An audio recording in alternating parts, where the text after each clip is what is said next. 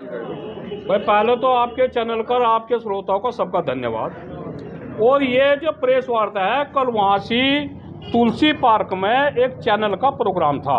वहाँ माननीय कपिल देव अग्रवाल कुछ अपने लड़कों को लेकर आए। हमें ये भी नहीं पता था कौन सा किस समाज का।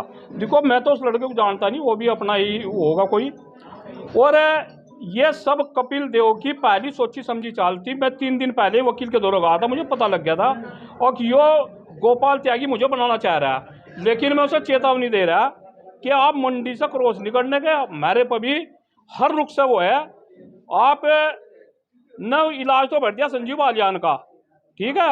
अपने चुनाव में तो बैठ कर कमरे में मेरे से बात करी थी इसने, त्यागी जी मुझे माफ कर दो।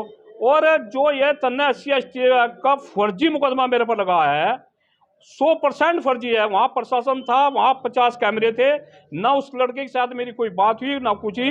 कपिल देव से किसान हित में मैंने बात करनी चाहिए। और उन्हीं बात से भाई पहले तो मैं तो खुंदा खावे, मेरे से क्या मेरे समाज से खावे। और मैं तो अपने वालों से एक अपील करना चाह रहा हूँ, भाई नू पता नहीं हो अपनी साथ किसे लिया, वो थोड़ा बच कर रहियो, इस कॉलोनियों में घुसन ना दो। ये फिर किसी बच्चे पर SC/ST एक्ट का मुकदमा। और मैं मुकदमा तो बिल्कुल नहीं डरने का। पहले मुकदमे है, वो गरीब किसान हो और कोई गरीब हो, दलित हो, SC हो, मुस्लिम हो, सबकी आवाज मांगेराम त्यागी उठाओगा। और गोली खाने को तैयार हूँ, लेकिन इनसे दबनेगा नहीं। मंडी क्रॉस नहीं करेंगे, इसका क्या मतलब है? मंडी क्रॉस ये नहीं करेंगे, मेरे वाले इससे पूछेंगे भाई ये तन्ने क्या आगरा मंडी में पूछ लेंगे जाके इसके घर पे, भाई ये क्या तेरी जो है ना ये गुंडागर्दी नहीं और क्या है। एक तरफ इन्हें तो अब जब बल्कि चुप रहना चाहिए था, चुनाव चल रहा है। और ये चुनाव के दौरान ये जो इनका नंगा नाच है, रात को 11:15 बजे यहाँ रोज कांड हो रहे।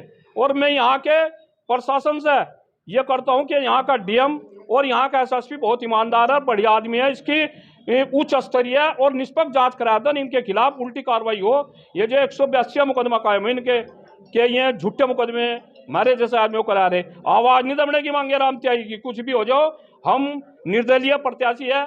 हमारा ये नु चाह रहे कि मुकदमा लोग का अब जा थारा फैसला हो जाए, इसे बैठा दे, बिल्कुल नहीं होने का। मांगेराम जी, आप कह रहे हैं कि ये फर्जी मुकदमा है, मंत्री ने कराया है। अजय सागर का हमने बयान सुना है, जो उसने बाइट दे रखी है।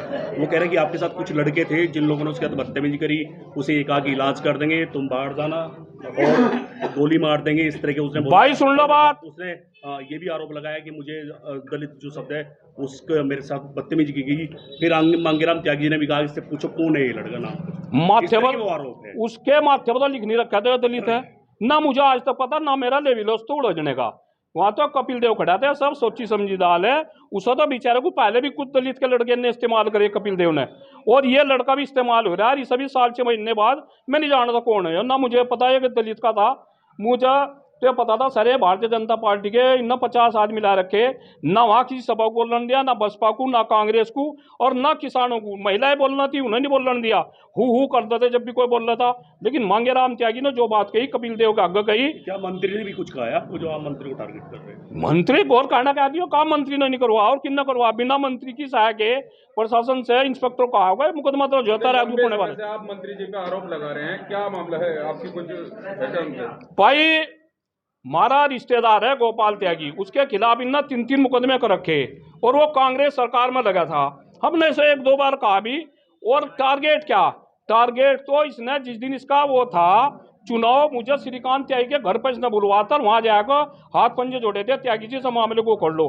लेकिन आज संजीव बालियान का चुनाव है, अब इन देखा मुंह में राम बगल में छुरी, संजीव का इलाज। देखो भारतीय जनता पार्टी को किसी को जरूरत नहीं रहने को, विपक्ष वालों की हम तो चुनाव जीत रहे, इसका तो यही इसी के इलाज कर रहे हैं।